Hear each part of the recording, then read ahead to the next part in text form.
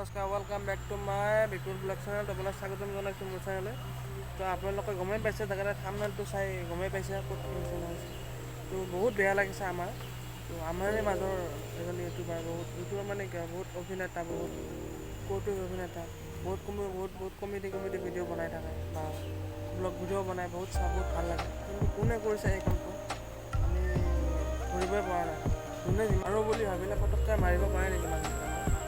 তাৰমানে ইমান নিষ্ঠুৰ হৈ গৈছে দুনীয়াখন। তাৰমানে গোটেই মানুহ মাৰাটো কম ফল, তাৰমানে মাৰিবই লাগিব মানুহজনক, এনেকুৱা হৈ গৈছে নহয় মানে।